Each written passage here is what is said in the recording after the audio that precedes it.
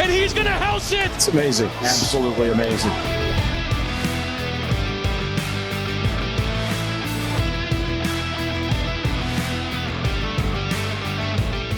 What's going on, everybody, and welcome to another Angle of Pursuit podcast, your sports betting and NASCAR home. I am your host, Kyle Robert. You follow me on Twitter at NotoriousKRO. With me to break down our 6 favorite bets. We haven't figured out what we're going to call it yet.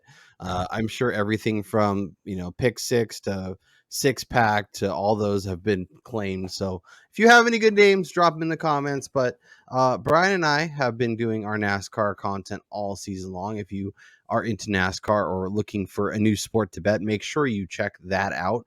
It's NASCAR playoff time. We'll have picks, we have outrights, we have head-to-heads, all that good stuff. But Brian and I are huge football guys, obviously, Yes. College and pro. We have college starting this week, so we are going to bring you 6 games. We are going to each pick 3. We are going to try and keep this relatively short, and we're going to keep track of it all season. So without further ado, Brian Twining, let's jump in. Let's look at some lines and see if we can find some winners for the people. So we have our week 0 was last week. It was great. I had Northwestern on the money line. Always fun to fade Nebraska in week 0, but now we get the full barrage. As you can see, Ohio State fan, very excited for the Notre Dame game. Brian is a Michigan fan. I'm surprised this podcast has lasted as long as it has, but here we are. So let's just run through it. If you see lines you want to jump on, let me know. If you see any games that are, maybe not making your final 3, but are worth a mention as we kind of cruise through it, definitely shout them out. But let's just run through it. Obviously, there is games Thursday.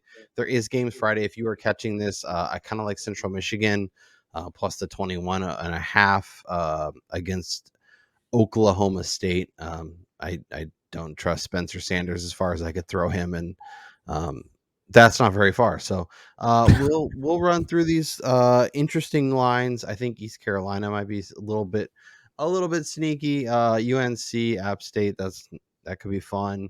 UNC got their big win in week 0, but now that cruising along. Brian Twining, where is your head going? And I think the first one I want to hit on, and this might be I have 2 locked in bets. I think I found my third one. San Diego State's going through some stuff. They have some off the field concerns. Yep. Obviously, they did their part to try and make sure that they weren't so visible. They have their brand new stadium. Obviously, they're playing, their first game. They have a big matchup. They're middle of the day, and there's a lot of nonsense going along with the program right now. Arizona, I think, is taking steps forward as much as I don't like them, but getting almost a touchdown on the road. San Diego State with Brady Hoke, your old coach and OC. It's kind of interesting. This, there's still 6.5 out there. Most of them have gone to 6 or 5.5, but I don't hate the Wildcats as much as I hate the Wildcats. Yeah, this game took a turn for the worse for the Aztecs when the whole Matt Araiza thing, when shit hit the fan, I guess you could say, for them with him. It's interesting because they're opening up a stadium. It's like the first time that they've hosted a game in the middle of the afternoon in like 40 years or something. It's kind of crazy living here in San Diego and seeing that the Aztecs are playing at 12:30 in the afternoon.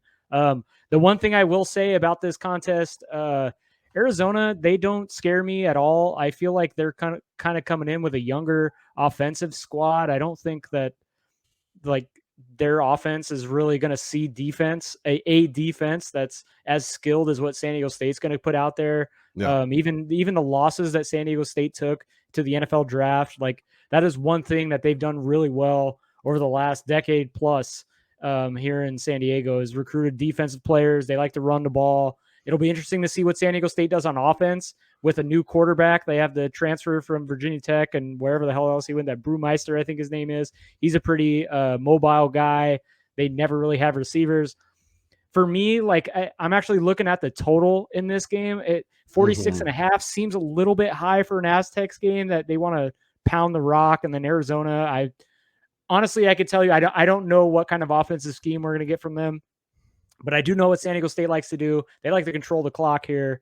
And like for me, I would lean the total under in this spot, probably down to like 40, 45 and a half, 45. I think I'd be comfortable going to, but yeah, the line is really sketchy with everything that's happening over here. Yeah. So Jed Fish is the new coach. I'm with you in terms of Arizona's obviously like I think their win total for the year is like 2.5. I think they can get to 3 or 4, whatever it is. Yeah. But they're definitely they have some work to do. They're inputting a new offense. And that's always difficult with like first game on the road. As you mentioned, San Diego State wants to hold the ball. They want to sit on it. They want to waste as much clock as possible. I think this total might have a little bit more to do with the expectations that Arizona might actually have a decent enough offense. But yeah, I'm with you. I don't hate the under, but under close game, even if San Diego State wins, maybe it's like a 23-20 type situation. We get the cover, we get the under. I think both of those have a lot of things to consider. Yeah, I'm actually going to add. I did want to say that. So that's going to be one of my bets. Is I'm going to take the under of this game, and if I didn't even notice it until I looked a little bit closer. But FanDuel actually has it listed at 47.5, which I'm going to take that extra point and pay the extra juice there to get that extra point for this kind of matchup. Yeah, I think 47.5, obviously, if you can grab that is great. I think 46, I once you get to 46, I think then I might be out. 45.5 for sure I'm out. But that is like a, that is a key tipping point. My first play is going to be Cincinnati plus 6.5. I wish I got the 7. And I know there is people that got the 7, but You're not into Pig Suey, huh? I like Arkansas. I think Sam Hartman is making strides with that team. But this is an offense that has to figure some stuff out. KJ Jefferson is still there, but so much of that offense went through Traylon Burks last year. Traylon Burks had 1,100 yards. He also added another 112 on the ground and scored 12 touchdowns. This is a passing game that had KJ Jefferson had 2,600 passing yards. The offense had 2,700 passing yards, and Traylon Burks had 1,000 yards or 1,100 yards. So much of that offense is gone with Traylon going to the next level.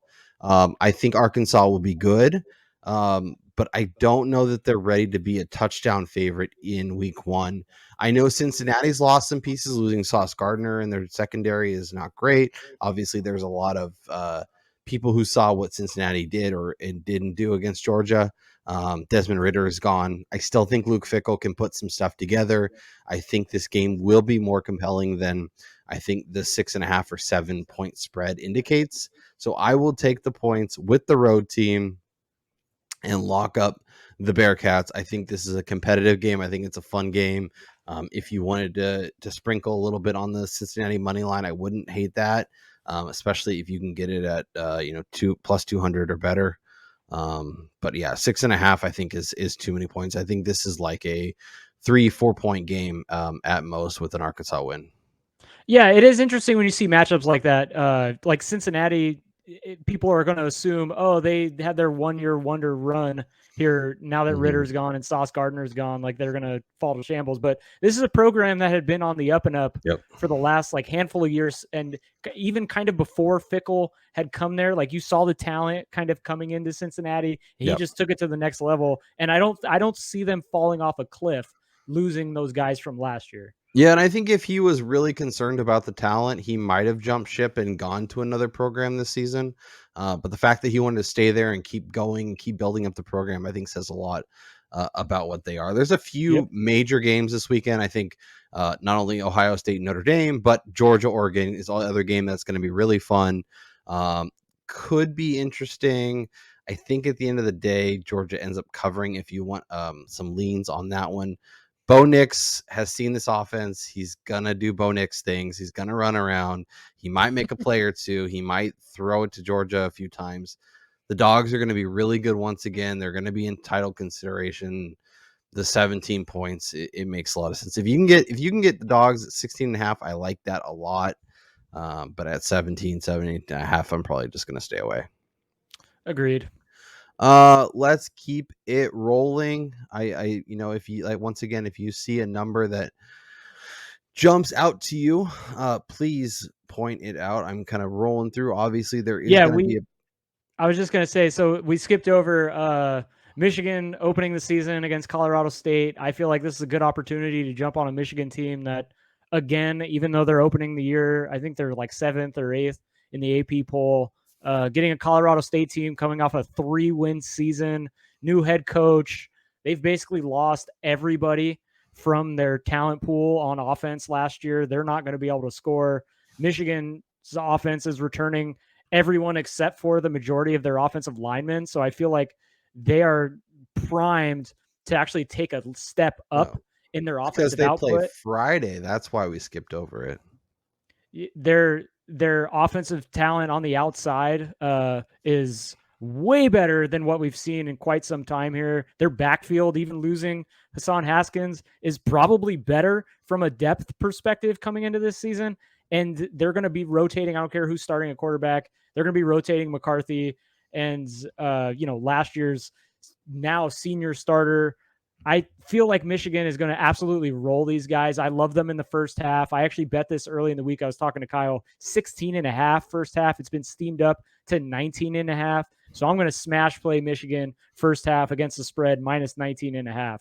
Yeah, I think that's the move. Colorado State, they're a mess. They're working on getting back to being an interesting option. But yeah, this is going to be a good test for Michigan. I think having Colorado State is a kind of a nice way to welcome both your quarterbacks, get the feels going, make it feel good, and get them rolling. So yeah, and I think so. The timestamps, Action Network has them weird. I think they're at the bottom of the games because Michigan kicks off at noon Eastern on Saturday. That's weird. Yeah, it must. Yeah. Shouts to Action Network. We'll find a good source. We usually do NASCAR on the Action Network, and it usually works really well for us. But for college, this might not be the move. I am going to get my second play out of the way. I'm going to go with the Florida Gators in the swamp, getting 3 points. Utah is a very trendy team that a lot of people are on for good reason. They went toe-to-toe with Ohio State in the Rose Bowl. They have a lot of their team back. Kyle Whittingham is a fantastic coach. When they made the switch at quarterback, that team really took off. From a Florida perspective, obviously, what's his name? Dan Mullen. Dan Mullen's gone. I think that's a good thing. Florida's a team that I think could actually be a little bit more of a surprise, and I think could make some noise. I don't expect them to beat Georgia. I don't expect them to even really compete in the SEC East, but I think they could be better than they were last year. I think they're at home. I think they're getting 3 points against a Utah team that I like, but I mean, it feels early to get in on this. Obviously, it opened at 1.5. It's out to 3. If it was closer to pick 'em, I'd probably be on Utah. But Florida plus the 3, I think they make some noise at home. I think they make it interesting.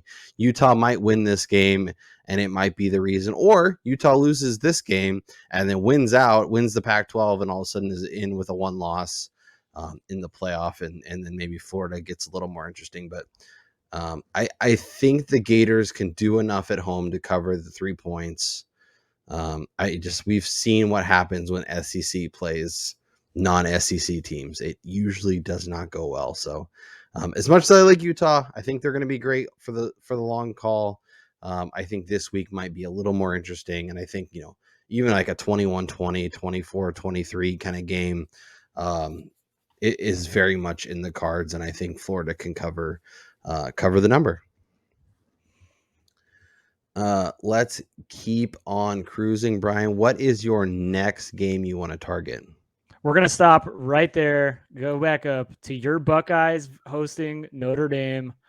This is kind of disgusting for me to say, but it's based on the fact that Notre Dame has this like holier than thou, not to use a pun, feeling about themselves. I actually dislike Notre Dame a little bit more than I dislike Ohio State. That's gross to say, but the over under in this game, 59 and a half. I'm going to hit the over here. I mean, Ohio State games are routinely being played in the 40s. I think this is going to be them coming out saying, yeah, we're still here, mofos. Like, Jackson and Jigba, Young, like this entire team, Travion Henderson, they're going to burst onto the scene this year. They have 3 legit candidates on offense for the Heisman Trophy. Notre Dame, it'll be interesting to see what they're able to do. I don't think the Ohio State defense is going to be as bad as it was last year, but I also don't think they've reached that level of being able to shut teams out quite yet. Yeah. So I think this hits the over and pretty easily. Yeah, I like what Marcus Freeman's doing. I think Notre Dame should be interesting.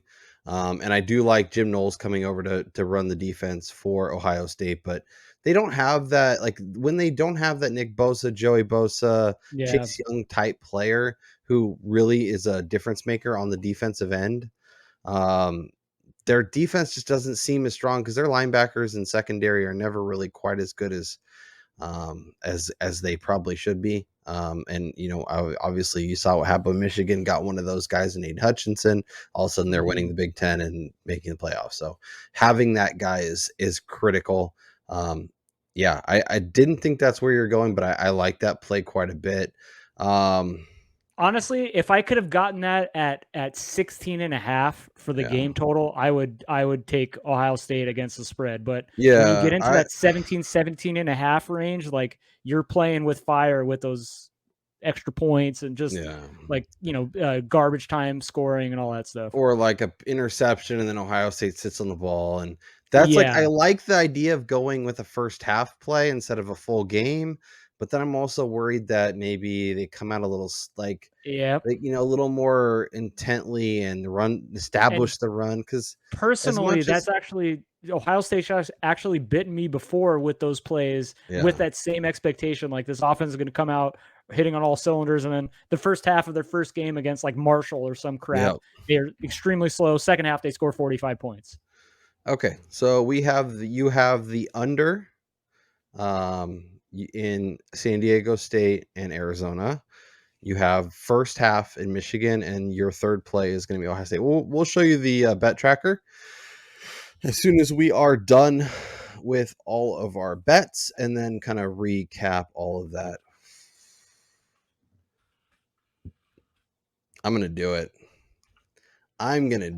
Let's go. What's the Are you going to take you're going to take the points? Because Texas is not back.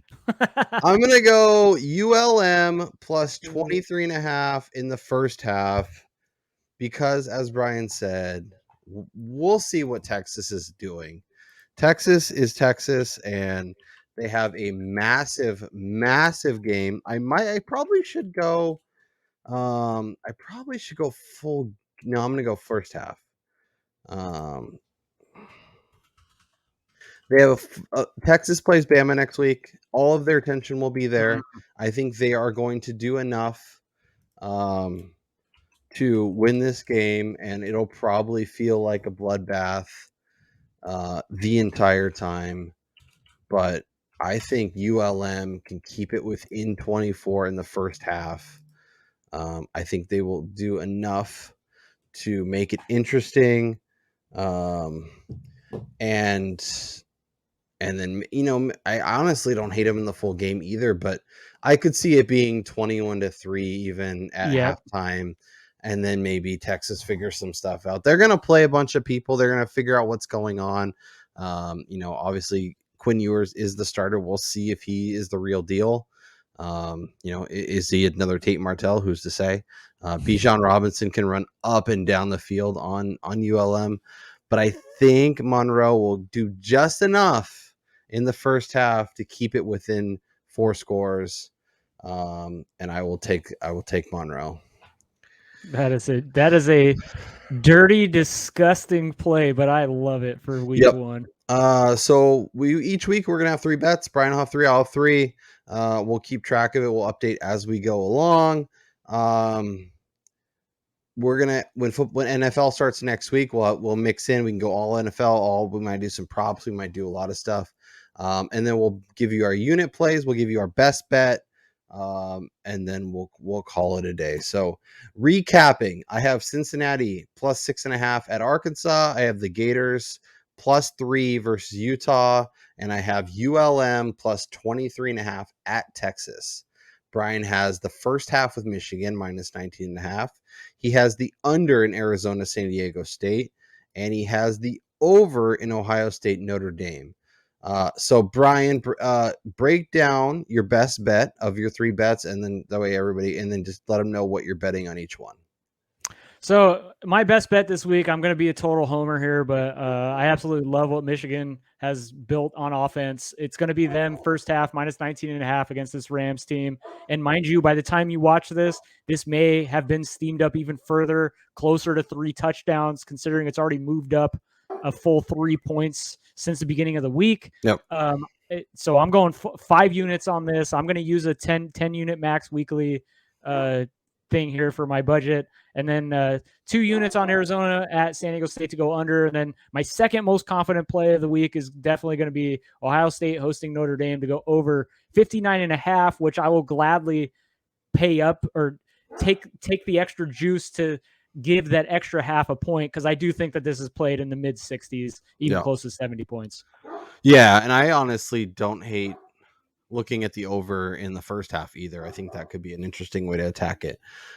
So my best bet is going to be Cincinnati plus the 6.5. I think they're a good team. I think they are primed to be solid once again. I think Arkansas has some stuff to figure out. I think they'll get better as the season goes along, but they have some work to do.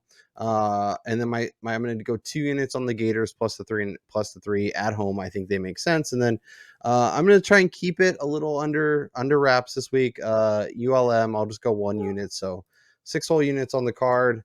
Brian's going a little more aggressive, but I like it. Let us know down in the comments your best bet for college football week 1. As I mentioned, we will be here each and every week with our 6 picks. That is Brian Twining. I'm Kyle Robert. Enjoy the Saturday slate, and we'll talk to you guys.